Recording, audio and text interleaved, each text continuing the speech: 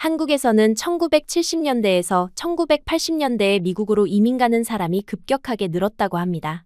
그 이유는 베트남전의 여파이기도 합니다. 주변 어르신들은 베트남전을 어떻게 생각하실지 한번 여쭤보세요. 대부분의 어르신들은 정말 끔찍하고 잔악무도한 전쟁이었다고 다들 말하실 겁니다. 그럼 베트남전의 한국군은 전세를 뒤흔들 카드였고 미군들이 겪은 최악의 상황을 벗어나는데 큰 도움을 주었죠. 미군들은 한국군을 무서워할 정도로 대단한 전투력이었다고 하죠. 그래서 미국에선 베트남 참전 용사들의 대우가 남다르다고 합니다. 오늘 이야기의 주인공은 그런 베트남전에서 살아남고 미국으로 이민 온 할아버지를 둔 손녀의 이야기입니다. 그저 동양인 가족이 있다라는 이유만으로 놀림을 받았다고 하는데요. 그럴 때마다 할아버지가 나타나면 그 일대는 조용해진다고 합니다. 특히 50년 만에 한국을 다시 찾은 할아버지는 경주 에이펙에 갔다가 미국인들을 마주했다는데요. 그리고 그들 행동에 전 세계가 열광했다고 합니다. 무슨 일이 있었을지 이야기 들어보시죠. 구독과 좋아요는 감동블라썸에 큰 힘이 됩니다. 제 이름은 클로이 박입니다. 미국 중서부의 작은 도시에서 고등학교를 다니고 있어요. 이곳은 인구 3만 명 정도의 전형적인 소도시로 모든 사람이 서로를 아는 그런 곳이에요. 메인 스트리트 양쪽으로 늘어선 낡은 상점들과 주말마다 열리는 농산물 직거래 장터, 그리고 금요일 밤이면 온 동네가 모여드는 고등학교 미식축구 경기가 전부인 평범한 동네입니다. 외모만 보면 저는 평범한 백인 아이처럼 보일지도 모르겠어요. 밝은 갈색 머리에 연한 녹색 눈동자, 그리고 엄마를 닮은 서구적인 이목구비를 가지고 있거든요. 하지만 제 혈관 속에는 한국인의 피가 절반이나 흐르고 있습니다. 이 사실이 제 삶을 얼마나 복잡하게 만들었는지 아마 비슷한 처지에 있지 않은 사람들은 이해하기 어려울 거예요. 우리 가족의 이야기는 할아버지로부터 시작됩니다. 할아버지는 1946년 서울에서 태어나셨어요. 해방 직후의 혼란스러운 시기였죠. 어린 시절을 한국전쟁의 참상 속에서 보내셨고 피난도 다니셨다가 청년이 되어서는 베트남전에 참전하셨습니다. 당시 많은 한국 젊은이들처럼 할아버지도 조국을 위해 그리고 더 나은 미래를 위해 전장으로 향하셨어요. 베트남에서 돌아오신 후 할아버지는 가족들과 함께 미국 이민을 결심하셨습니다. 1970년대 초반의 일이었어요. 언어도 문화도 완전히 다른 이 땅에서 새로운 삶을 시작하는 것은 상상할 수 없을 만큼 힘든 일이었을 거예요. 할아버지는 낮에는 공장에서 일하시고 밤에는 영어를 배우셨어요. 주말에는 작은 한인 교회에서 다른 이민자 가족들과 함께 고향의 음식을 나누며 서로를 위로하셨죠. 그런 환경에서 자란 엄마는 어려서부터 두 세계 사이에서 균형을 잡아야 했습니다. 집에서는 한국어로 대화하고 김치와 된장찌개를 먹었지만 학교에 가면 완벽한 미국 아이가 되어야 했어요. 엄마는 늘 말씀하시죠. 당시에는 다양성이라는 개념 자체가 희박했고 다르다는 것은 곧 틀렸다는 의미로 받아들여졌다고요. 엄마도 학창시절 내내 외로움과 차별을 견뎌내야 했습니다. 하지만 그런 시련이 엄마를 더욱 강한 여성으로 만들었어요. 저는 그런 집안의 딸로 태어났지만 정작 학교에서는 혼혈이라는 이유로 늘 다르게 취급받았습니다. 초등학교 때부터 시작된 일이었어요. 처음에는 단순한 호기심에서 시작된 질문들이었죠. 아이들은 제 성이 박인 것을 신기해했고 가끔 집에서 가져온 도시락에서 나는 김치 냄새를 궁금해했어요. 하지만 중학교에 올라가면서 상황은 달라졌습니다. 호기심은 조롱으로 바뀌었고 질문은 악의적인 놀림으로 변했어요. 급식 시간이 가장 힘들었습니다. 혼자 앉아있으면 누군가가 다가와 입양된 거냐? 라고 물었어요. 제가 아니야, 할아버지가 한국분이야 라고 대답하면 아, 그럼 내 엄마가 중국인이구나 라며 비웃었죠. 한국과 중국을 구분하지 못하는 무지함도 화가 났지만 그보다 더 속상한 건 그들이 제 정체성 자체를 조롱거리로 여긴다는 사실이었습니다. 어느 날은 역사 시간에 아시아계 이민자에 대한 수업을 할 때였어요. 선생님이 19세기 중국인 노동자들의 이야기를 하자 뒤에서 누군가가 속삭였습니다. 클로이 조상들 얘기네. 그 말에 교실 전체가 웃음바다가 되었어요. 선생님은 조용히 하라고만 했을 뿐 그 발언이 얼마나 상처가 되는지 이해하지 못하셨어요. 가장 견디기 힘든 순간은 가족 사진을 가져와야 하는 과제가 있던 날이었습니다. 저는 할아버지와 함께 찍은 사진을 가져갔어요. 할아버지가 제 졸업식에 오셔서 함께 찍은 소중한 사진이었죠. 그런데 그 사진을 본 몇몇 아이들이 수군거리기 시작했어요. 왜 아시아인처럼 생긴 남자랑 같이 찍었어? 이상해. 그런 말들이 귓가에 맴돌았습니다. 집에 돌아와서 엄마에게 그 이야기를 했더니 엄마는 제 손을 꼭 잡으시며 말씀하셨어요. 클로이야, 넌 특별한 집안에서 태어났어. 할아버지는 나라를 위해 싸우신 용사이고 우리 가족은 두 나라의 아름다운 문화를 모두 가지고 있단다. 엄마의 말씀은 따뜻했지만 그런 위로의 말들이 가끔은 더 무겁게 느껴지기도 했어요. 왜 저만 이런 짐을 져야 하는지, 왜 저만 특별해야 하는지 이해할 수 없었거든요. 상황이 나아지기를 바라며 중학교 3학년 때 전학을 갔습니다. 엄마와 아빠는 새로운 환경에서는 달라질 거라고 위로해 주셨어요. 하지만 결과는 마찬가지였습니다. 새 학교에서도 제 성씨와 외모 사이의 미묘한 차이를 눈치챈 아이들이 똑같은 질문들을 던졌어요. 한국 성씨인데 왜 이렇게 생겼어? 혼혈이야? 그런 질문들을 받을 때마다 저는 점점 더 움츠러들었습니다. 고등학교에 올라와서도 상황은 크게 달라지지 않았어요. 오히려 아이들이 더 교묘해졌죠. 직접적인 놀림 대신 은근한 배제가 시작되었습니다. 그룹 프로젝트를 할 때 자연스럽게 저만 빠지거나 생일 파티나 주말 모임에 초대받지 못하는 일들이 반복되었어요. 제가 먼저 다가가려고 해도 어색한 침묵이 흘렀고 결국 저는 점점 더 혼자가 되어갔습니다. 특히 힘들었던 건 아시아계 학생들과도 완전히 어울리지 못한다는 점이었어요. 우리 학교에는 중국계나 인도계 학생들이 몇 명 있었는데 그들은 서로 뭉쳐다니면서 자신들만의 그룹을 형성하고 있었어요. 저도 그 그룹에 들어가려고 시도해봤지만 제 외모 때문인지 쉽게 받아들여지지 않았습니다. 결국 저는 어느 그룹에도 완전히 속하지 못하는 애매한 존재가 되었어요. 그런 날들이 계속되면서 저는 점점 더 예민해졌습니다. 복도에서 누군가가 웃으면 저를 비웃는 것 같았고 수업 시간에 발표를 할 때면 모든 시선이 제 외모를 평가하는 것처럼 느껴졌어요. 급식실에서 혼자 앉아있을 때면 주변 테이블의 대화 소리가 모두 저에 대한 뒷담화처럼 들렸습니다. 특히 기억에 남는 건 작년 가을 홈커밍 댄스 파티 때였어요. 모든 아이들이 짝을 찾아 들떠있던 시기였죠. 저도 내심 누군가가 저를 파트너로 초대해주기를 바랐지만 결국 아무도 오지 않았어요.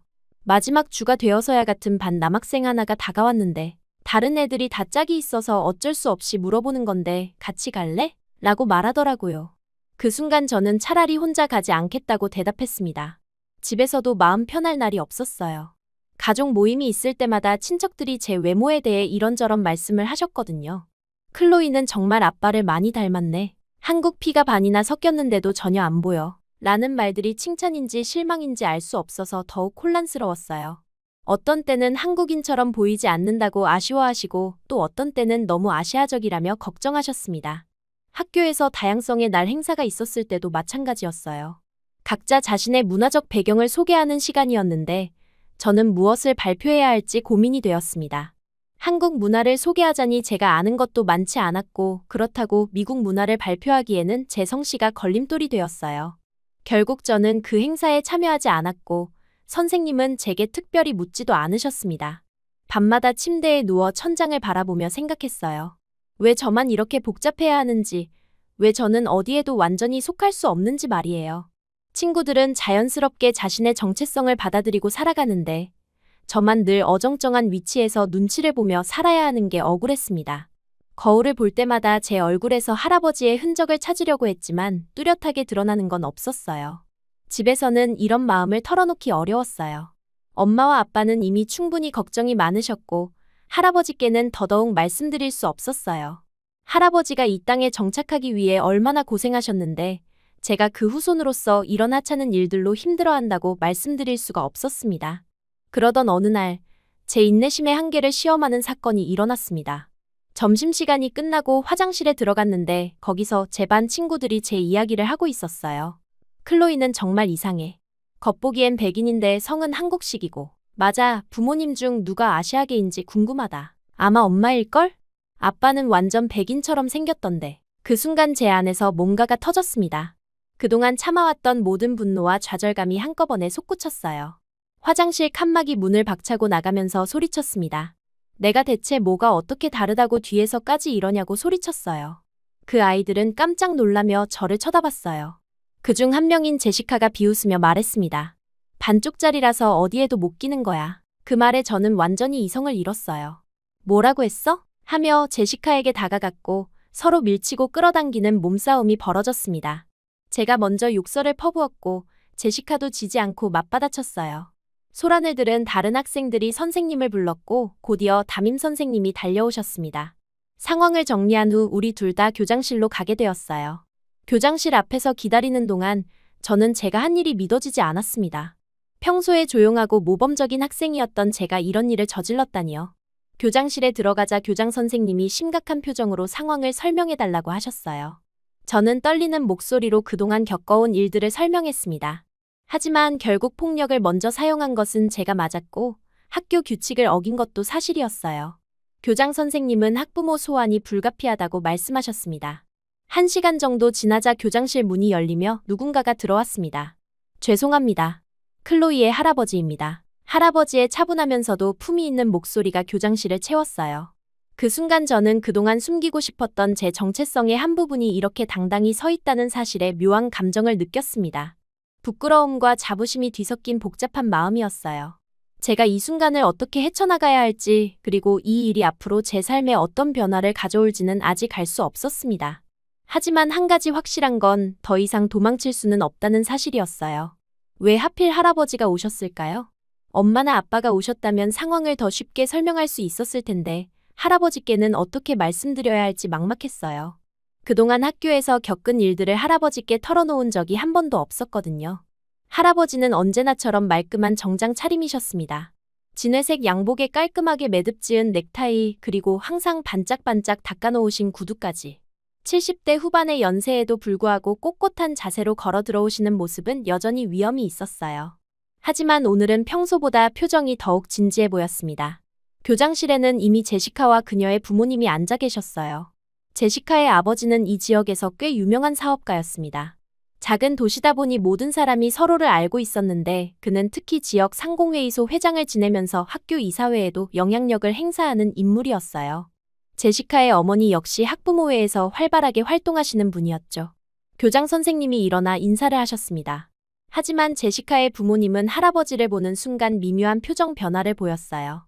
특히 제시카의 아버지는 눈썹을 살짝 찌푸리며 할아버지를 위아래로 훑어보았습니다. 그 시선에는 분명한 편견이 담겨 있었어요. 교장 선생님이 상황을 설명하기 시작했습니다. 화장실에서 일어난 다툼, 제가 먼저 욕설을 했다는 것, 그리고 몸싸움까지 벌어졌다는 사실들을 차근차근 말씀하셨어요. 할아버지는 조용히 듣고 계셨지만 저는 할아버지가 저를 어떻게 생각하실지 두려웠습니다. 그런데 제시카의 아버지가 갑자기 목소리를 높이기 시작했어요. 아니, 이게 말이 됩니까? 우리 제시카가 먼저 시비를 걸었다는 건 아니잖아요. 단순히 호기심에서 물어본 건데 그걸 가지고 폭력을 휘둘렀다는 거 아닙니까? 그의 목소리에는 분명한 화가 섞여 있었어요. 제시카의 어머니도 거들었습니다. 맞아요. 우리 아이는 피해자라고요. 상처도 입었고요. 실제로 제시카의 팔에는 작은 긁힌 자국이 있었어요. 제가 밀치는 과정에서 생긴 상처였겠죠. 할아버지는 여전히 말씀이 없으셨습니다. 다만 저를 한번 보시고는 다시 교장 선생님 쪽으로 시선을 돌리셨어요. 그 침묵이 저에게는 더욱 무겁게 느껴졌습니다. 제시카의 아버지는 계속해서 목소리를 높였어요. 이런 일이 학교에서 일어나면 안 되는 거 아닙니까? 우리가 학교를 믿고 아이를 맡겼는데 이런 폭력 사태가 벌어진다는 게 말이 됩니까? 그는 마치 자신이 학교의 후원자라는 것을 과시하듯 말했습니다. 교장 선생님도 난처한 기색이 역력했어요. 제시카의 가정이 이 지역에서 차지하는 위치를 모르지 않으셨을 테니까요. 물론 폭력은 어떤 이유로든 용납될 수 없습니다. 하지만 사건의 전후 맥락도 살펴봐야 할 것 같은데요. 그때였습니다. 제시카의 아버지가 할아버지를 보며 비웃는 듯한 표정을 지었어요. 아니, 정말로 우리 애가 동양인한테 맞았다고요? 이게 정말 말이 됩니까? 그 말에 교장실의 공기가 순간 얼어붙었습니다. 저는 그 순간 얼굴이 화끈거렸어요. 할아버지를 그렇게 지칭하는 것도 무례했지만 마치 할아버지가 여기 있을 자격이 없다는 듯한 뉘앙스가 더욱 화가 났습니다. 할아버지는 여전히 침착하셨지만 저는 다시 한번 폭발할 뻔했어요. 교장 선생님도 그 발언에 당황하시는 기색이었습니다. 그건 좀 하고 말끝을 흐리시더니 어색한 침묵이 흘렀어요. 제시카의 어머니는 남편의 팔을 살짝 잡아당겼지만 그는 아랑곳하지 않았습니다. 바로 그때였어요. 교장 선생님의 시선이 할아버지의 외투에 멈췄습니다. 할아버지는 항상 외투 왼쪽 가슴 부분에 작은 배지를 달고 다니셨는데 평소에는 그냥 장식품 정도로만 생각했었어요. 하지만 교장 선생님은 그 배지를 유심히 보시더니 갑자기 말을 멈추셨습니다. 교장 선생님이 조심스럽게 몸을 앞으로 기울이며 물었어요. 실례지만 혹시 베트남전에 참전하신 분이신가요? 그 질문에 교장실의 분위기가 급변했습니다. 제시카의 부모님도 갑자기 할아버지를 다시 보기 시작했어요. 할아버지는 잠시 배지를 내려다보시더니 고개를 끄덕이셨습니다. 예, 옛날 일입니다. 그 대답은 너무나 담담했어요. 마치 그저 일상적인 질문에 답하는 것처럼 차분하셨습니다. 하지만 교장 선생님의 반응은 완전히 달랐어요. 곧바로 자세를 고쳐 앉으시더니 목소리 톤이 완전히 바뀌었습니다. 나라를 위해 싸워주셔서 진심으로 감사합니다. 그 말씀에는 진정한 존경심이 담겨 있었어요. 순간 교장실의 공기가 바뀌었습니다. 아까까지만 해도 거만하게 굴던 제시카의 아버지는 갑자기 입을 다물고 말았어요.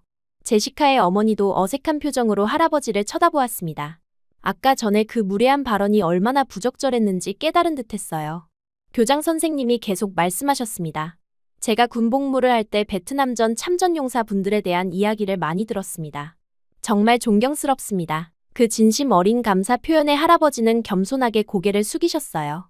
제시카의 아버지가 어색하게 목을 가다듬었습니다. 아까의 오만한 태도는 온데간데 없이 사라졌어요. 아, 그러시군요. 저희가 몰랐습니다. 그의 목소리는 현저히 작아져 있었습니다. 할아버지는 여전히 겸손하셨어요. 별일 아닙니다. 다만 오늘은 제 손녀 일로 와서 죄송합니다. 그 말씀에 교장 선생님이 고개를 저으셨어요. 아닙니다.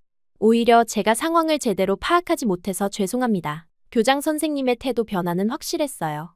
이 사건에 대해서는 좀 더 신중하게 접근해야겠습니다. 제시카의 아버지는 완전히 위축되어 있었어요.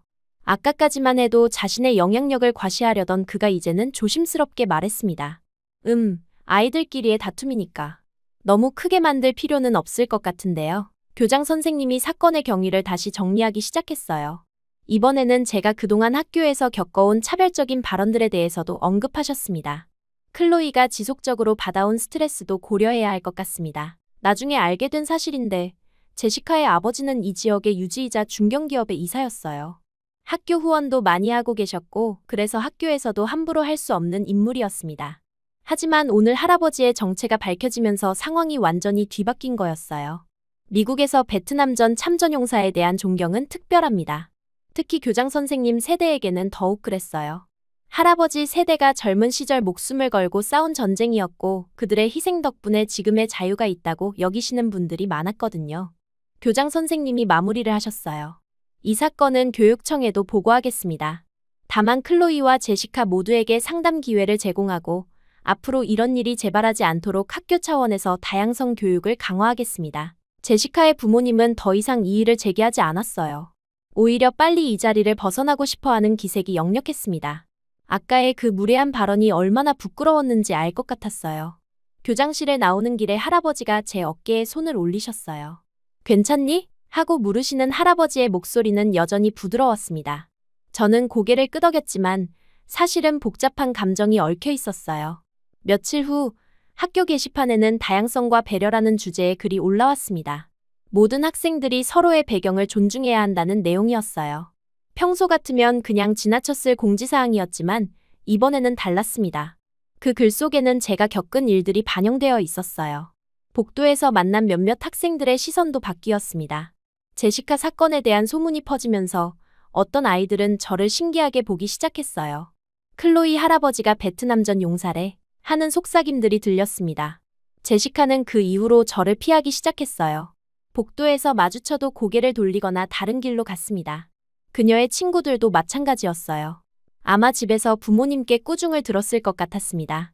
그날 밤 집에 돌아온 저는 처음으로 할아버지께 그동안의 일들을 털어놓았어요. 학교에서 겪은 차별들, 제 정체성에 대한 혼란들 그리고 오늘 교장실에서 느낀 복잡한 감정들까지 모든 것을 말씀드렸습니다.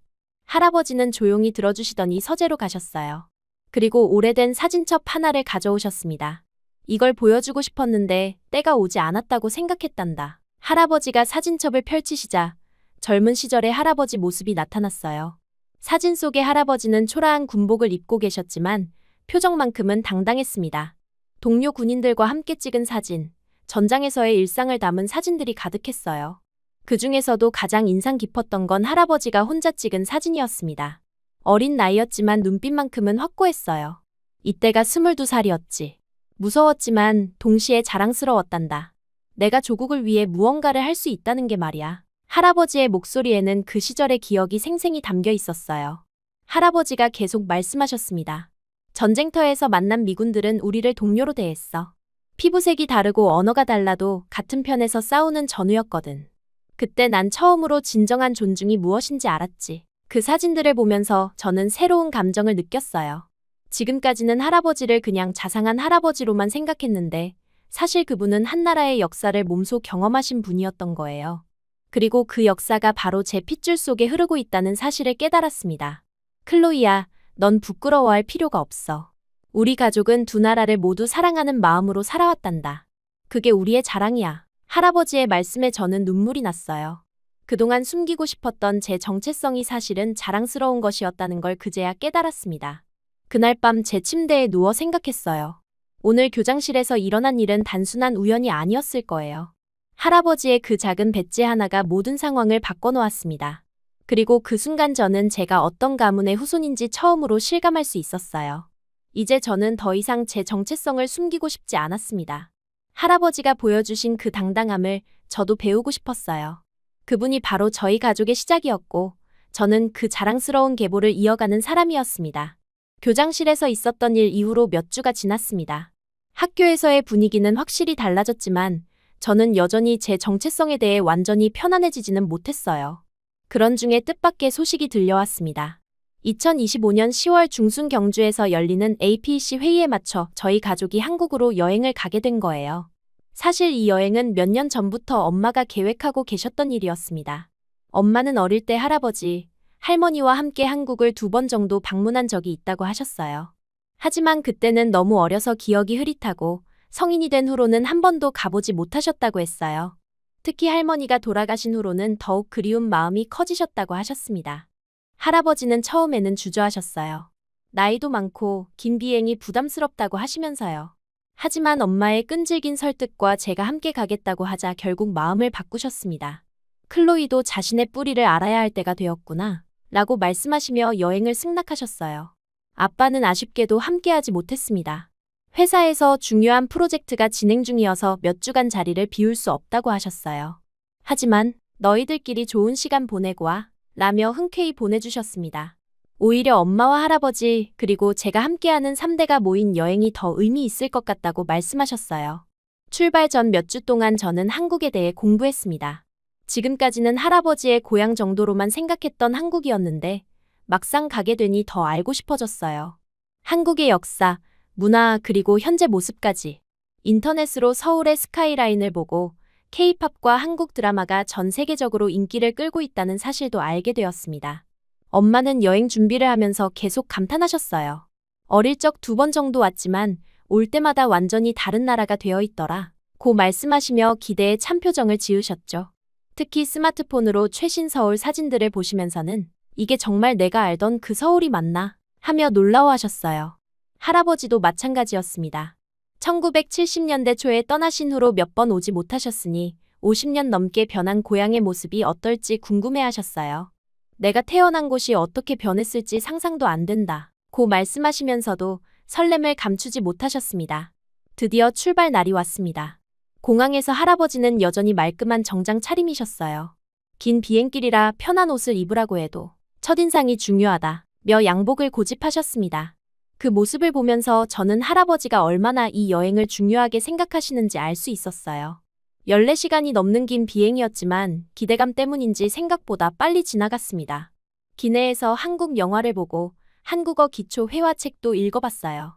할아버지는 대부분 잠을 주무셨지만 가끔 깨어나서는 창밖을 내다보시며 깊은 생각에 잠기셨습니다. 인천공항에 도착했을 때의 첫인상은 정말 압도적이었어요. 공항 자체가 하나의 거대한 도시 같았습니다. 곳곳에 설치된 디지털 안내판들, 깔끔하고 현대적인 시설들, 그리고 질서정연하게 움직이는 사람들을 보면서 저는 감탄했어요. 이곳이 정말 할아버지가 태어나신 나라구나 하는 실감이 났습니다. 할아버지는 공항을 둘러보시면서 계속 고개를 저으셨어요. 이게 정말 우리나라가 맞나? 라고 중얼거리시면서 믿기 어렵다는 표정이셨습니다. 엄마도 마찬가지였어요. 20년 전만 해도 이렇지 않았는데 라며 놀라워하셨어요. 서울에 도착해서 첫 며칠은 정말 바쁘게 지냈습니다. 경복궁, 명동, 홍대, 강남까지 서울의 대표적인 명소들을 둘러봤어요. 할아버지는 특히 경복궁에서 오랫동안 머무르셨습니다. 젊은이들이 외국인들이 거리를 꽉 채운 모습을 보면서 눈가가 촉촉해지셨어요. 놀라운 건 할아버지의 한국어였습니다. 50년 넘게 미국에서 사시면서도 한국어를 잊지 않고 계셨어요. 택시 기사님과 자연스럽게 대화하시고 식당에서 주문도 직접 하셨습니다. 그런 할아버지를 보면서 저는 새로운 면을 발견했어요. 엄마와 저는 연신 사진을 찍었습니다. 전통 건물과 현대적 빌딩이 조화를 이루는 서울의 모습, 길거리 음식의 다양함, 그리고 친절한 사람들까지. 모든 것이 신기하고 새로웠어요. 특히 제가 놀란 건 한국 사람들의 패션 센스와 기술 활용도였습니다. 모든 사람이 스마트폰을 능숙하게 사용하고 카드 결제나 QR코드 결제가 일상화되어 있었어요. 서울에서의 시간이 지나고 드디어 경주로 향할 날이 왔습니다. APEC 회의가 열리는 기간이라 경주는 평소보다 더욱 북적였어요. 각국 대표단들과 기자들 그리고 관광객들로 인해 도시 전체가 활기에 넘쳤습니다. 경주에 도착해서 첫인상은 서울과는 또 다른 매력이었어요. 고즈넉한 전통의 아름다움과 현대적 편의시설이 절묘하게 어우러진 도시였습니다. 불국사와 석굴암, 천마총 등 역사적 유적들이 도시 곳곳에 자리 잡고 있으면서도 깔끔하고 현대적인 호텔들과 상업시설들이 조화롭게 배치되어 있었어요.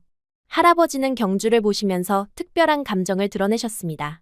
이런 아름다운 문화유산을 가진 나라에서 태어났구나 라고 말씀하시며 자부심을 감추지 못하셨어요. 저도 그런 할아버지를 보면서 뭉클한 감정이 들었습니다. APEC 회의 기간이라 경주 곳곳에는 각국의 국기가 걸려 있었고 보안도 삼엄했어요. 하지만 관광객들에게는 별다른 제약이 없어서 저희도 자유롭게 구경할 수 있었습니다. 특히 회의장 주변은 국제적인 분위기가 물씬 풍겼어요. 어느 날 오후였습니다.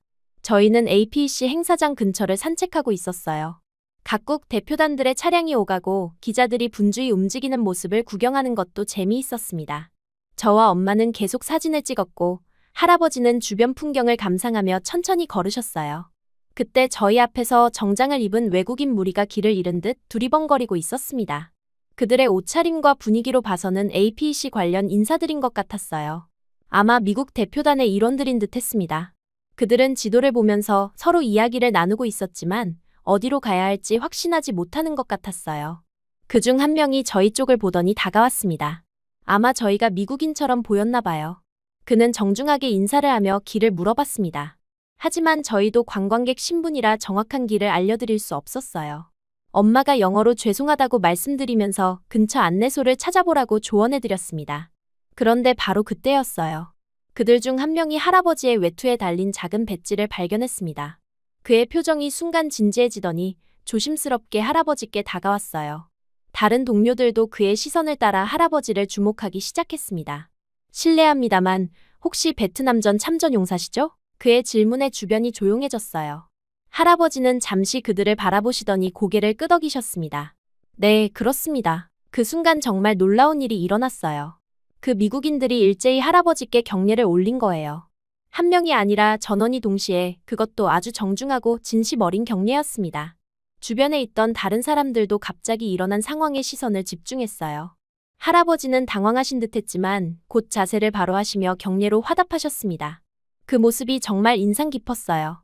70대 후반의 연세에도 불구하고 군인다운 꼿꼿한 자세로 서 계신 할아버지의 모습은 위엄 그 자체였습니다. 그들 중 리더로 보이는 분이 다가와서 할아버지와 악수를 나누었어요. 정말 영광입니다. 당신 같은 분들의 희생 덕분에 지금의 자유가 있습니다. 그의 말에 진심이 담겨 있었어요. 다른 동료들도 차례로 할아버지께 인사를 드렸습니다. 저는 그 순간을 지켜보면서 가슴이 벅찼어요. 지금까지는 할아버지를 그냥 자상한 할아버지로만 생각했는데 이렇게 다른 사람들로부터 진심 어린 존경을 받는 모습을 보니 새로운 감정이 들었습니다. 자부심이었어요. 내 할아버지가 이렇게 존경받을 만한 분이라는 자부심 말이에요. 그들은 할아버지와 함께 사진을 찍고 싶어 했어요. 할아버지는 처음에는 사양하셨지만 그들의 간청에 못 이겨 결국 함께 사진을 찍으셨습니다. 저와 엄마도 함께 찍었어요. 그 미국인들은 정말 기뻐했습니다. 사진을 찍은 후 그들 중 한 명이 스마트폰을 꺼내 SNS에 올리기 시작했어요. 한국에서 만난 진짜 영웅이라는 글과 함께 방금 찍은 사진을 업로드했습니다. 다른 동료들도 각자 자신의 SNS에 사진을 올렸어요.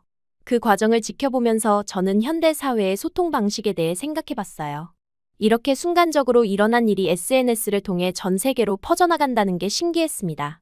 할아버지의 이야기가 이렇게 많은 사람들에게 전해질 수 있다니요. 그들과 헤어진 후 저희는 계속 산책을 했어요. 하지만 분위기는 확실히 달라져 있었습니다. 할아버지는 평소보다 더욱 당당해 보이셨고 엄마도 뿌듯해하는 표정이었어요. 저 역시 마음 한편에 새로운 감정이 자리 잡고 있었습니다. 그날 저녁 호텔로 돌아와서 저는 오늘 있었던 일을 곰곰이 생각해 봤어요. 할아버지가 받으신 그 존경스러운 격려, 진심 어린 감사 인사, 그리고 사진까지. 모든 것이 꿈만 같았습니다. 엄마가 제게 와서 말씀하셨어요. 클로이야, 오늘 봤지? 할아버지가 얼마나 대단한 분인지. 우리가 자랑스러워해야 할 분이야. 그 말에 저는 고개를 끄덕였어요. 이제 정말로 실감이 났습니다. 그날 밤 잠자리에 들면서 저는 그 장면을 몇 번이고 다시 떠올렸습니다. 할아버지께 격려를 올리는 미국인들의 모습, 진심 어린 감사 인사, 그리고 함께 찍은 사진까지. 마치 영화의 한 장면 같았어요. 무엇보다 감동적이었던 건 할아버지의 모습이었습니다. 그 순간 할아버지는 단순한 할아버지가 아니라 한 나라를 위해 희생하신 용사의 모습이셨어요. 그리고 그런 할아버지의 손녀인 제가 자랑스러웠습니다. 미국에서도 존경받는 사람이 바로 제 가족 안에 있었다는 사실. 그게 제 마음속에 어떤 불을 켰어요. 지금까지는 제 정체성 때문에 고민하고 숨고 싶어 했는데 이제는 오히려 자랑스럽게 여겨야겠다는 생각이 들었습니다. 다음 날 아침, 호텔에서 조식을 먹으면서 할아버지가 말씀하셨어요. 어젯밤에 많은 생각을 했단다. 이렇게 고향에 와서 존경을 받으니 감회가 새롭구나. 할아버지의 목소리에는 감격이 담겨 있었어요. 저는 그때 결심했습니다. 더 이상 제 정체성을 부끄러워하지 않겠다고. 할아버지의 그 자랑스러운 역사를 이어받은 사람으로서 당당하게 살아가겠다고 말이에요. 경주에서의 그 순간이 제 인생의 전환점이 되었던 것 같습니다. 경주에서의 마지막 밤은 정말 특별했습니다. 호텔방에서 할아버지, 엄마와 함께 앉아 그동안의 여행을 되돌아보는 시간을 가졌어요. 할아버지는 이번 여행이 내 인생에서 가장 의미 있는 시간 중 하나였다. 고 말씀하셨습니다. 엄마도 클로이가 자신의 뿌리를 이해하는 소중한 기회가 되었을 것 같다. 며 흐뭇해하셨어요. 저는 그날 밤 SNS에 경주에서 찍은 사진들을 올렸습니다. 할아버지와 미국 대표단이 함께 찍은 그 특별한 사진도 포함해서요. 그 순간의 감동을 표현하고 싶었거든요. 공항으로 가는 차 안에서 할아버지는 창밖을 바라보며 깊은 생각에 잠기셨습니다. 50년 만에 고향에 와서 이런 대접을 받을 줄은 꿈에도 몰랐다. 고 중얼거리셨어요. 엄마도 정말 특별한 경험이었어요. 라며 할아버지의 손을 잡아드렸습니다. 인천공항에서의 출국 절차는 순조로웠어요.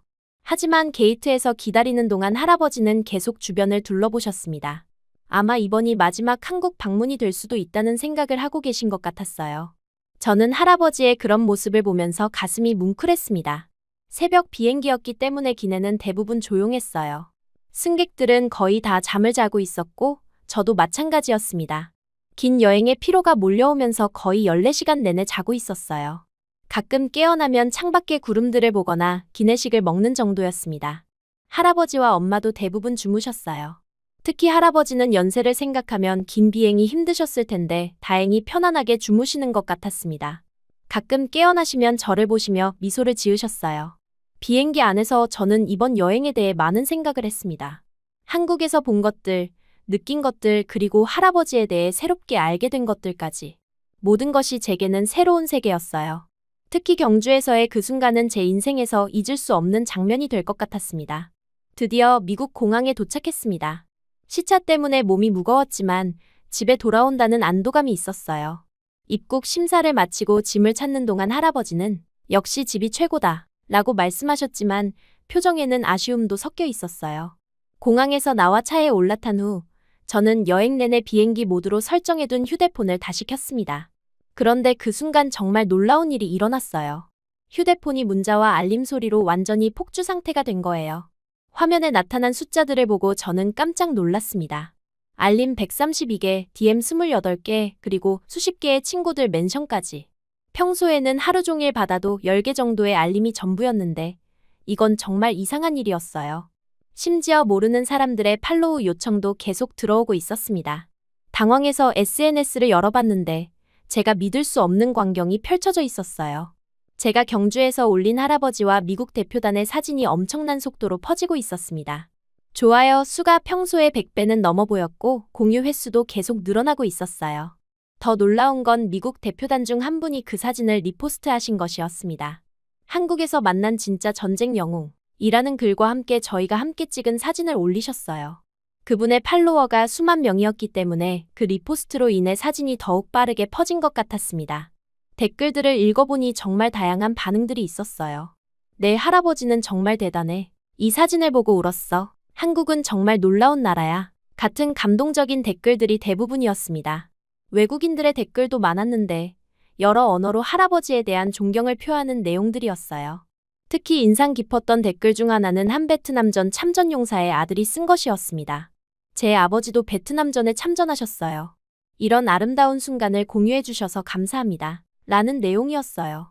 그 댓글을 보면서 저는 할아버지의 경험이 많은 사람들과 연결되어 있다는 것을 깨달았습니다. 더욱 놀라운 건 몇몇 외신 기자들로부터 인터뷰 요청 메시지가 온 것이었어요. 한 기자는 한국계 미국인 가족의 이야기를 다루고 싶다 고 했고, 다른 기자는 베트남전 참전용사의 한국 방문기를 기사로 쓰고 싶다 고 했습니다. 저는 이런 관심을 받을 줄은 전혀 예상하지 못했어요. 할아버지와 엄마도 제 휴대폰 화면을 보고 놀라셨습니다. 이게 대체 무슨 일이냐 고 하시면서도 할아버지는 약간 당황스러워 하셨어요. 평생 조용히 사신 분이 갑자기 이런 주목을 받게 되니 어색하실 만했습니다. 차 안에서 저는 계속 댓글들을 읽어봤어요. 정말 전 세계 곳곳에서 온 반응들이었습니다. 호주에서, 유럽에서, 심지어 남미에서도 댓글이 달려 있었어요. 할아버지의 이야기가 이렇게 많은 사람들에게 감동을 준다는 사실이 신기했습니다. 특히 한국 사람들의 댓글이 많았어요. 할아버지께 감사드립니다. 진짜 영웅이세요. 우리나라를 위해 싸워주셔서 고맙습니다. 같은 내용들이었습니다. 한국어 댓글들을 할아버지께 번역해드리니 할아버지는 눈가가 촉촉해지셨어요. 집에 도착한 후에도 알림은 계속 왔습니다. 친구들로부터도 연락이 쏟아졌어요. 클로이, 이거 내가 올린 거 맞아? 너 완전 유명해졌네. 할아버지 정말 멋지시다. 같은 메시지들이었습니다. 평소에는 별로 연락하지 않던 친구들도 메시지를 보내왔어요. 학교 친구들의 반응도 다양했습니다. 어떤 친구는 와, 내가 이런 대단한 할아버지를 둔 줄 몰랐어 라고 했고, 다른 친구는 이제 내가 왜 항상 자랑스러워했는지 알겠어 라고 말했어요. 사실 제가 항상 자랑스러워했던 건 아니었는데 이제는 정말로 그런 마음이 들기 시작했습니다. 소셜미디어의 힘이 정말 대단하다는 것을 실감했어요. 경주에서 일어난 그 순간적인 사건이 불과 하루 만에 전 세계로 퍼져나간 거니까요. 할아버지는 내가 젊었을 때는 이런 일이 상상도 안 됐는데 라고 말씀하시며 신기해하셨습니다. 그날 밤 저는 침대에 누워 스마트폰을 보면서 계속 새로운 댓글들을 확인했어요. 시간이 지날수록 더 많은 사람들이 사진을 보고 반응을 보이고 있었습니다. 좋아요 수는 이미 수천 개를 넘어섰고 공유 횟수도 계속 증가하고 있었어요. 그 과정에서 저는 정말 많은 것을 배웠습니다. 할아버지의 이야기가 단순히 우리 가족만의 이야기가 아니라는 것을요. 전쟁과 희생 그리고 자유에 대한 이야기는 국경을 넘어 많은 사람들의 마음을 움직이는 보편적인 가치였습니다. 한 댓글에서는 이 사진은 우리가 왜 참전용사들을 잊으면 안 되는지 상기시켜준다라고 썼어요. 다른 댓글에서는 가족의 유산은 정말 중요하다라고 했습니다. 이런 댓글들을 읽으면서 저는 제 정체성에 대해 완전히 새로운 시각을 갖게 되었어요. 무엇보다 놀라운 건 한국에 대한 관심이 높아진 것이었습니다. 많은 사람들이 한국에 가보고 싶다, 한국 문화에 대해 더 알고 싶다 는 댓글을 달았어요. 할아버지의 이야기를 통해 한국이라는 나라에 대한 긍정적인 인식이 퍼지고 있다는 것을 느꼈습니다. 저는 그 순간 문득 깨달았어요. 제 핏줄에 흐르는 그 역사와 헌신이 지금 이 모든 찬사와 연결되어 있다는 것을요. 지금까지는 숨기고 싶었던 제 뿌리가 이제는 자랑이 되었습니다. 그동안 부끄러워했던 제 정체성이 사실은 이렇게 많은 사람들에게 감동을 줄 수 있는 소중한 것이었어요. 갑자기 전 세계가 저희 가족을 바라보는 것 같은 느낌이었습니다. 하지만 이제는 그런 시선이 부담스럽지 않았어요. 오히려 할아버지의 이야기를 더 많은 사람들과 나누고 싶다는 마음이 들었습니다. 그날 밤 제가 마지막으로 확인한 건 할아버지께서 주무시는 모습이었어요. 침실 문을 살짝 열어보니 할아버지는 평온하게 주무시고 계셨습니다. 그 모습을 보면서 저는 생각했어요. 할아버지는 여전히 그 자상하고 겸손한 분이시지만 이제 저는 그분이 얼마나 대단한 분인지 알게 되었다고요. 소셜미디어의 반응을 보면서 저는 현대 사회의 소통 방식에 대해서도 생각해봤어요. 과거에는 이런 개인적인 경험이 가족이나 가까운 친구들과만 공유되었을 텐데 지금은 전 세계 사람들과 즉시 나눌 수 있다는 게 정말 놀라웠습니다. 동시에 책임감도 느꼈어요. 이렇게 많은 관심을 받게 되니 할아버지의 이야기를 더 정확하고 의미 있게 전달해야겠다는 생각이 들었습니다. 단순한 개인적 경험을 넘어서 역사와 가족 그리고 정체성에 대한 더 깊은 메시지를 전할 수 있을 것 같았어요. SNS 반응들을 확인하는 것도 있었지만 그보다 더 중요한 일이 있었어요. 할아버지에 대해 그리고 할아버지가 겪으신 전쟁들에 대해 제대로 알고 싶었거든요. 먼저 베트남전에 대해 검색해봤어요. 지금까지는 역사 시간에 배운 단편적인 지식만 있었는데 이제는 달랐습니다. 할아버지가 직접 참여하신 전쟁이었으니까요. 1964년부터 1973년까지 거의 10년간 지속된 전쟁이었다는 것을 알았어요. 그리고 한국이 미군 다음으로 가장 많은 병력을 파병했다는 사실도 처음 알았습니다. 특히 놀라운 건 한국군의 활약이었어요. 백마부대, 청룡부대, 맹호부대 같은 이름들이 나왔는데 이들이 베트남에서 얼마나 용맹하게 싸웠는지에 대한 기록들이 많았습니다. 할아버지도 이런 부대 중 하나에 속해 계셨을 거라는 생각을 하니 가슴이 뭉클했어요. 베트남전 참전용사들의 증언 영상도 몇 개 찾아봤습니다. 할아버지와 비슷한 연세의 분들이 당시 상황을 생생하게 들려주시는 모습을 보면서 할아버지도 이런 경험들을 하셨겠구나 하는 생각이 들었어요. 정글에서의 힘든 작전, 동료들과의 우정, 그리고 고향에 대한 그리움까지. 그런데 베트남전을 찾아보다 보니 자연스럽게 한국전쟁에 대해서도 관심이 생겼습니다. 할아버지가 1946년생이시니까 전쟁이 일어났을 때는 겨우 4살이셨겠지만 어린 시절을 그 참혹한 시기에 보내셨을 거예요. 6.25 전쟁에 대해 검색하면서 저는 정말 충격을 받았습니다. 1950년부터 1953년까지 3년간 벌어진 전쟁에서 수백만 명이 목숨을 잃었다는 사실, 그리고 전 국토가 폐허가 되었다는 것을 알게 되었어요. 당시 사진들을 보니 정말 아무것도 남지 않은 땅에서 사람들이 어떻게 살아갔는지 상상하기 어려웠습니다. 특히 서울이 여러 번 점령당하고 탈환되는 과정에서 얼마나 많은 사람들이 피난을 다녔는지, 가족들이 흩어졌는지에 대한 기록들을 읽으면서 할아버지의 어린 시절이 어땠을지 짐작할 수 있었어요. 아마 할아버지 가족도 그런 혼란 속에서 살아남기 위해 정말 힘들게 지내셨을 거예요. 그리고 전쟁 이후 복구 과정에 대해서도 알게 되었습니다. 1960년대까지도 한국은 세계 최빈국 중 하나였다는 사실이 놀라웠어요. 그런 상황에서 할아버지가 베트남전에 참전하셨다는 것은 단순히 국가를 위한 의무감뿐만 아니라 가족의 생계를 위한 선택이기도 했을 거라는 생각이 들었습니다. 한국전쟁과 베트남전 사이의 연관성도 찾아봤어요. 한국이 베트남전에 파병한 이유 중 하나가 한국전쟁 때 도움을 받은 미국에 대한 보답의 의미도 있었다는 것을 알았습니다. 그리고 베트남전 참전을 통해 얻은 경제적 지원이 한국의 경제 발전에 큰 도움이 되었다는 사실도 처음 알았어요. 이런 역사적 맥락을 이해하고 나니 할아버지의 삶이 단순한 개인의 이야기가 아니라 한국 현대사의 중요한 한 부분이라는 것을 깨달았습니다. 할아버지는 분단과 전쟁 그리고 재건의 시대를 모두 겪으신 살아있는 역사였던 거예요. 저녁에 할아버지께 제가 찾아본 내용들에 대해 여쭤봤습니다. 할아버지는 처음에는 옛날 일이니까 라며 말을 아끼셨지만 제가 진지하게 묻자 조금씩 당시 이야기를 해주셨어요. 특히 어린 시절 전쟁 중에 피난 갔던 이야기, 그리고 베트남에서의 경험들을 들으면서 저는 할아버지를 완전히 새로운 시각으로 보게 되었습니다. 클로이야, 그때는 정말 힘든 시절이었지. 하지만 그런 어려움을 겪었기 때문에 지금 이렇게 평화로운 시대의 소중함을 더 잘 안단다. 할아버지의 말씀에 저는 고개를 끄덕였어요. 제가 당연하게 여기고 살아온 모든 것들이 할아버지 세대의 희생 위에 세워진 것이라는 걸 깨달았습니다. 그날 밤 저는 일기에 이렇게 썼습니다. 오늘 나는 내가 누구인지 정말로 깨달았다. 나는 단순히 혼혈이 아니라 자랑스러운 역사를 가진 가족의 일원이다. 그리고 이제는 그 사실을 세상에 당당히 말할 수 있다. 주말 동안 저는 집에서 이 모든 상황을 소화하려고 노력했어요. 갑작스러운 관심과 유명세가 어색하기도 했지만 동시에 제 안에서 뭔가 단단해지는 느낌이 들었습니다. 월요일에 학교에 가면 모든 것이 달라져 있을 거라는 확신이 서서히 생기고 있었어요. 하지만 무엇보다 확실한 건 이제 저는 제 정체성을 더 이상 숨기지 않을 거라는 것이었습니다. 11월 3일 월요일 아침, 알람 소리에 눈을 뜨면서 저는 묘한 기분이었습니다. 지난 주말 동안 일어난 모든 일들이 꿈만 같았거든요. SNS에서의 폭발적인 반응, 할아버지에 대한 새로운 이해, 그리고 제 정체성에 대한 완전히 달라진 인식까지. 이 모든 변화를 안고 학교에 가야 한다는 생각에 설렘과 긴장이 동시에 밀려왔어요. 아침 준비를 하면서 거울을 봤는데 같은 얼굴이지만 뭔가 달라 보였습니다.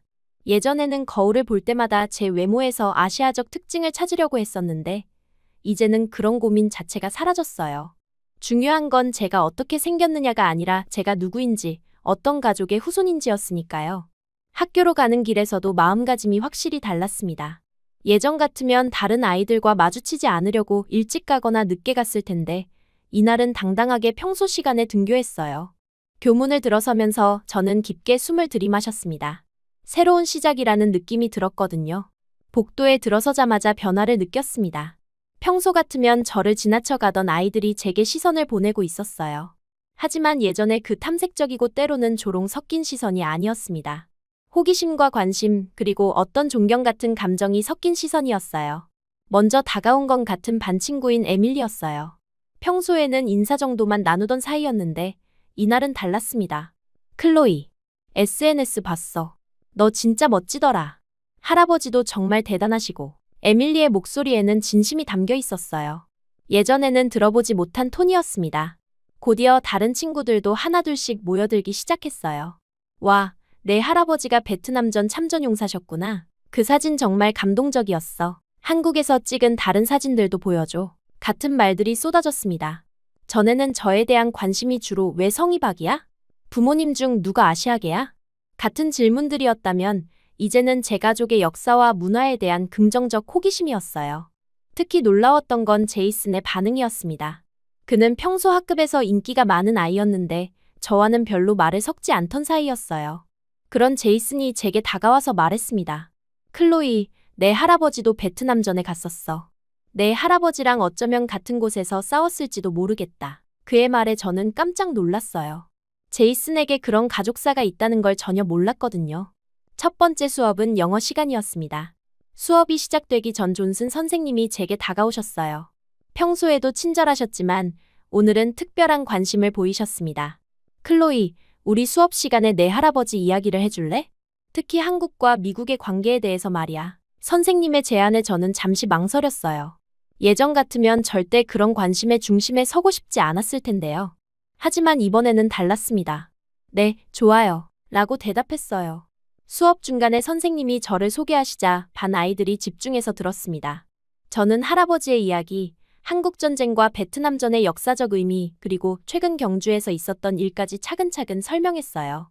말하는 동안 제 목소리에 떨림은 없었습니다. 오히려 자신감이 넘쳤어요. 수학 시간에는 더욱 놀라운 일이 일어났습니다. 평소 저를 무시하던 브래드가 제게 다가와서 클로이, 어제 내 부모님이 내 할아버지 이야기를 하시더라. 정말 존경스럽다고 하셨어? 라고 말했어요. 브래드는 예전에 제 도시락에서 나는 김치 냄새를 놀려댔던 아이였는데 그런 아이가 이렇게 말하다니 믿기 어려웠습니다. 점심시간이 되었습니다. 예전 같으면 급식실에서 혼자 앉거나 구석진 자리를 찾아다녔을 텐데 이날은 달랐어요. 급식줄에 서 있는데 여러 친구들이 클로이, 우리랑 같이 앉자 고 말했습니다. 선택의 여지가 있다는 게 신기했어요. 급식실에서는 더욱 흥미로운 대화들이 오갔습니다.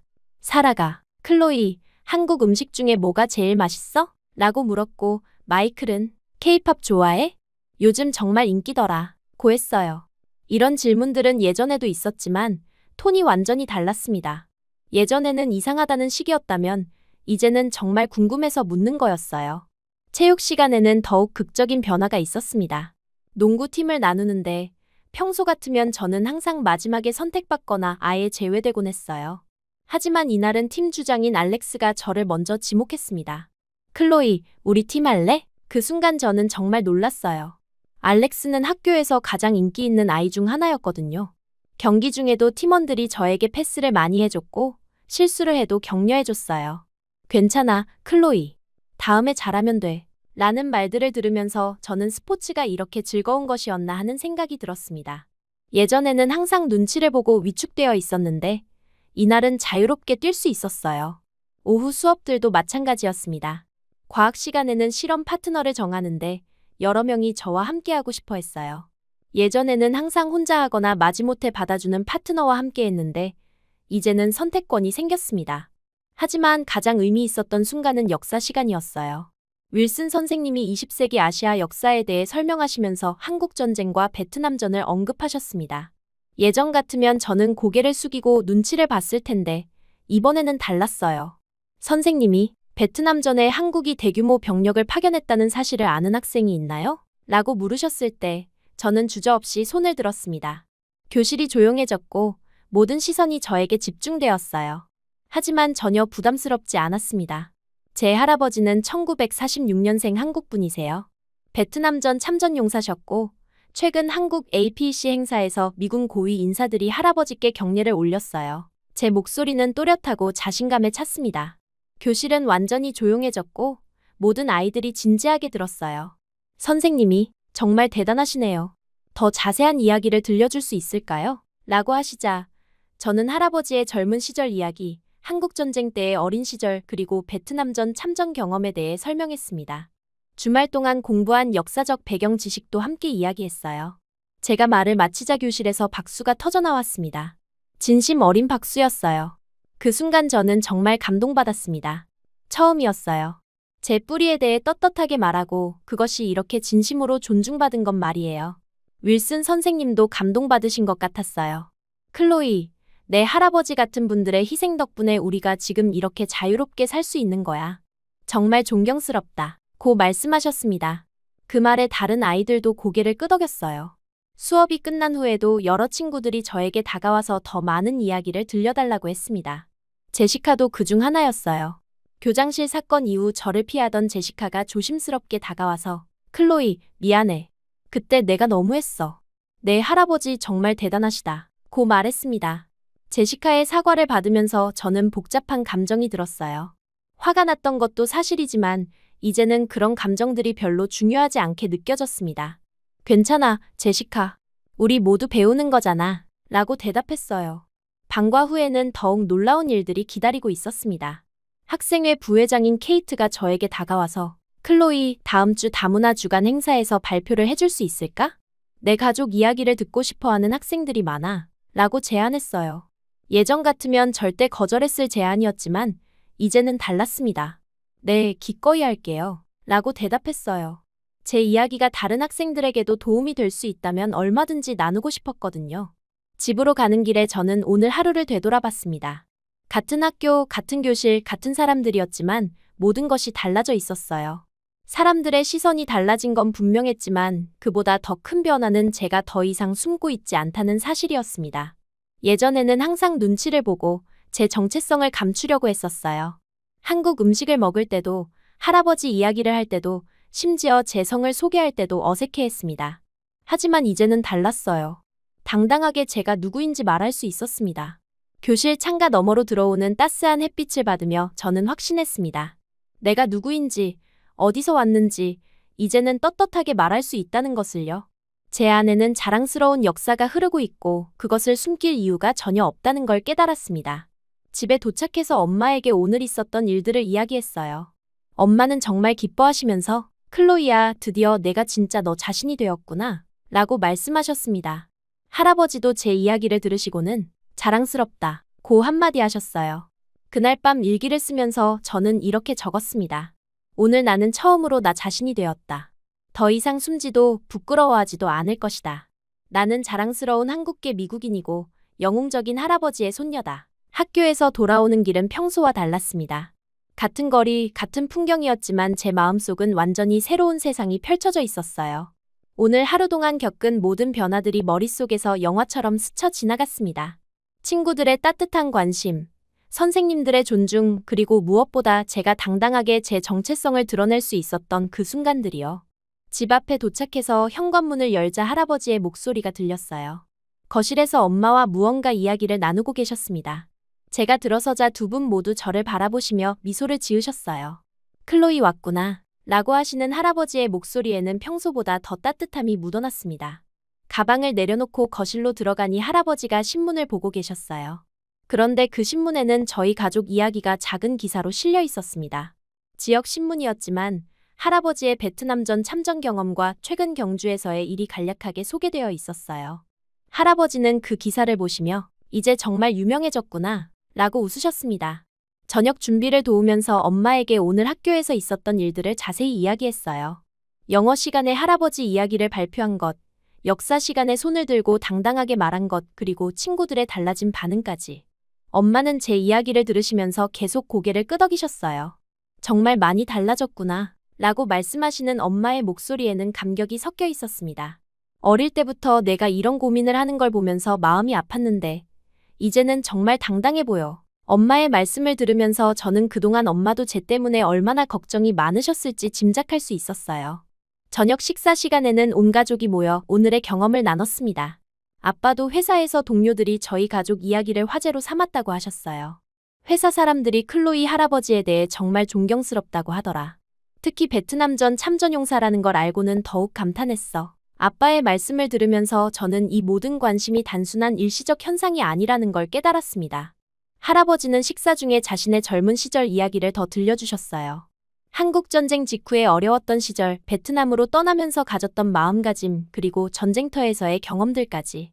평소에는 말씀을 아끼시던 할아버지가 이렇게 자세히 이야기해 주시는 건 처음이었어요. 그때는 정말 어려운 시절이었지. 하지만 나는 조국을 위해, 그리고 가족을 위해 최선을 다했어. 그런 내 손녀가 이제 자랑스럽게 그 이야기를 할 수 있다니 정말 기쁘구나. 할아버지의 말씀에 저는 가슴이 뭉클했습니다. 식사 후 설거지를 도우면서 엄마와 더 깊은 이야기를 나눴어요. 엄마도 어린 시절 정체성 때문에 고민했던 경험들을 들려주셨습니다. 나도 내 나이 때는 정말 힘들었어. 학교에서 아시아계라고 놀림받기도 하고 때로는 내가 어디에 속하는지 모르겠더라. 엄마의 고백을 들으면서 저는 이런 고민이 저만의 것이 아니었다는 걸 깨달았어요. 하지만 시간이 지나면서 깨달았어. 우리는 두 문화의 장점을 모두 가진 특별한 존재라는 걸 말이야. 그리고 그 특별함이 약점이 아니라 강점이라는 것도. 엄마의 말씀은 제가 오늘 느낀 감정과 정확히 일치했습니다. 저녁 8시쯤 거실에서 엄마와 단둘이 앉아 따뜻한 차를 마시는 시간을 가졌어요. 할아버지는 서재에서 책을 보고 계셨고 아빠는 서재에서 업무를 마무리하고 계셨습니다. 거실은 조용하고 평화로웠어요. 엄마는 조용히 웃으시며 저에게 물었습니다. 오늘 어땠어? 그 질문에 저는 망설임 없이 대답했어요. 나 처음으로 한국인이어서 기뻤어. 그 말이 입에서 나오는 순간 저 자신도 놀랐습니다. 그 간단한 문장 속에 제 인생 16년이 모두 담겨 있었거든요. 그 말이 나오는데 정말 16년이 걸렸어요. 엄마는 제 말을 듣고 잠시 침묵하셨습니다. 그리고는 눈가가 촉촉해지시더니 정말? 라고 물으셨어요. 저는 고개를 끄덕이며 정말이에요. 라고 대답했습니다. 그동안은 정말 많은 것들을 감췄어요. 학교 친구들 앞에서는 제 성실을 부끄러워했고 집에서 나는 한국 음식 냄새를 걱정했고 할아버지와 찍은 사진조차 숨기고 싶어 했습니다. 때로는 완전히 외면하기도 했고 심지어는 부정하려고 했던 적도 있었어요. 하지만 이제는 달랐습니다. 할아버지가 싸우신 전장에서의 용기, 엄마가 견뎌오신 타향살이의 인내, 그리고 제가 흘려보낸 수많은 눈물까지. 지금은 그 모든 것이 하나로 이어진 선처럼 느껴졌어요. 과거의 고통도, 현재의 기쁨도, 그리고 미래의 희망도 모두 그 선 위에 있었습니다. 그 선의 끝에 있는 제가 지금 이렇게 엄마와 마주 앉아 웃고 있는 거예요. 더 이상 숨지도 부끄러워하지도 않는 저 말이에요. 엄마, 나도 언젠가 내 아이에게 말해줄 거예요. 너도 할아버지처럼 강한 한국인의 피를 가졌다고. 엄마는 제 손을 꼭 잡아주셨어요. 엄마의 손은 따뜻했고 그 온기가 제 마음까지 전해졌습니다. 저는 그 손 위에 제 손등을 얹었어요. 3대가 이어진 손들이었습니다. 할아버지로부터 엄마에게, 엄마로부터 저에게 이어진 그 손들 속에는 우리 가족의 모든 역사가 담겨 있었어요. 클로이야, 정말 자랑스럽다. 내가 이렇게 성장한 모습을 보니까. 엄마의 목소리는 떨리고 있었습니다. 할머니가 살아계셨다면 얼마나 기뻐하셨을까. 할머니 이야기가 나오자 저는 문득 궁금해졌어요.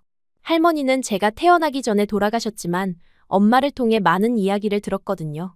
강인하고 지혜로운 분이셨다고 했어요. 그분도 이런 정체성 고민을 하셨을까요? 엄마가 마치 제 마음을 읽은 듯 말씀하셨어요. 할머니도 미국에 처음 오셨을 때 많이 힘드셨어. 언어도 문화도 모든 게 달랐으니까. 하지만 할머니는 항상 말씀하셨지. 우리는 한국 사람이다. 어디에 살든 그 자부심만은 잃지 말자고. 그 말을 들으면서 저는 할머니와 연결되어 있다는 느낌을 받았어요. 직접 만나본 적은 없지만 할머니의 그 정신이 저에게까지 이어져 왔다는 생각이 들었습니다. 거실에서의 대화가 끝나고 저는 제 방으로 올라갔어요. 책상 위에는 경주에서 할아버지와 함께 찍은 사진이 액자에 담겨 있었습니다. 며칠 전에 인화해서 액자에 넣어둔 거였어요. 그 사진을 보면서 저는 많은 생각이 들었습니다. 사진 속의 할아버지는 정말 당당해 보이셨어요. 미국 고위 인사들과 함께 서 계신 모습이 자랑스럽기도 하고 동시에 겸손해 보이기도 했습니다. 그리고 그 옆에 서 있는 제 모습도 예전과는 달라 보였어요. 더 이상 어색해하거나 숨으려 하지 않는 당당한 모습이었습니다. 책상 서랍에서 일기장을 꺼냈어요. 몇 달 전만 해도 일기장에는 고민과 걱정들로 가득했었는데 이제는 전혀 다른 내용을 쓸 수 있을 것 같았습니다. 펜을 들고 오늘의 마지막 기록을 남기기 시작했어요. 오늘은 정말 특별한 하루였다. 나는 처음으로 내가 한국인이라는 사실이 기뻤다. 더 정확히 말하면 한국계 미국인이라는 것이 자랑스러웠다. 글을 쓰면서 저는 단어 하나하나에 신경을 썼습니다. 이 순간의 감정을 정확히 기록하고 싶었거든요. 할아버지의 용기, 엄마의 인내, 그리고 나의 성장. 이 모든 것이 하나의 이야기가 되었다. 나는 더 이상 혼혈이라는 단어로 나를 정의하지 않을 것이다. 혼혈이라는 단어를 쓰면서 저는 잠시 멈췄어요. 그 단어가 얼마나 저를 괴롭혔는지 생각해보니 복잡한 감정이 들었습니다. 하지만 이제는 달랐어요. 나는 이 두 세계를 연결하는 하나의 자랑스러운 한국인이다. 마지막 문장을 쓰고 나서 저는 펜을 내려놓았습니다. 이 문장이 제 새로운 정체성을 가장 잘 표현한다고 생각했거든요. 일기를 다 쓰고 나서 저는 창밖을 바라봤어요. 11월의 밤 공기는 차가웠지만 별들이 유난히 밝게 빛나고 있었습니다. 그 별들을 보면서 저는 앞으로의 삶에 대해 생각해봤어요. 내일도 학교에 가겠지만 이제는 두렵지 않을 거예요. 다음 주에는 다문화 주간 발표도 해야 하고 앞으로도 제 정체성에 대한 질문들을 많이 받게 될 것 같습니다. 하지만 이제는 그런 질문들이 부담스럽지 않아요. 오히려 제 이야기를 나눌 수 있는 기회라고 생각해요. 언젠가는 대학에도 가고 직장도 구하고 가정도 꾸리게 될 거예요. 그때도 저는 제 정체성을 자랑스럽게 여기며 살아갈 것입니다. 그리고 제가 아이를 낳게 되면 그 아이에게도 할아버지의 이야기를 들려줄 거예요. 우리 가족의 자랑스러운 역사를 말이에요. 침대에 누우면서 저는 오늘 하루를 정리해봤습니다. 아침에 일어났을 때의 설렘, 학교에서의 새로운 경험들, 그리고 지금 이 순간의 평온함까지. 모든 것이 완벽했어요. 할아버지 방에서 들리는 작은 소음, 엄마와 아빠가 나누는 조용한 대화 소리, 그리고 창밖의 바람 소리까지. 이 모든 것들이 저에게는 가족의 따뜻함으로 느껴졌습니다. 이 집에서 이 가족과 함께 자란 제가 얼마나 행복한 사람인지 새삼 깨달았어요. 잠들기 전 마지막으로 저는 스마트폰을 확인해봤습니다. SNS에는 여전히 새로운 댓글들이 달리고 있었고 메시지도 몇 개 더 와 있었어요. 하지만 이제는 그런 관심들이 부담스럽지 않았습니다. 오히려 고마웠어요. 제 이야기가 다른 사람들에게도 의미가 있다는 것을 보여주니까요. 내일부터는 새로운 클로이 박으로 살아갈 거예요. 자신감 있고 당당하고 자랑스러운 클로이 박으로요. 더 이상 숨지도 않고 부끄러워하지도 않을 거예요. 저는 제가 누구인지 알고 있고 그것을 자랑스럽게 여기니까요. 그날 밤 저는 정말 평안하게 잠들 수 있었습니다. 오랜만에 아무 걱정 없이 마음 편하게 잠자리에 들 수 있었어요. 꿈속에서도 저는 웃고 있었을 것 같습니다. 마침내 진짜 저 자신을 찾았으니까요.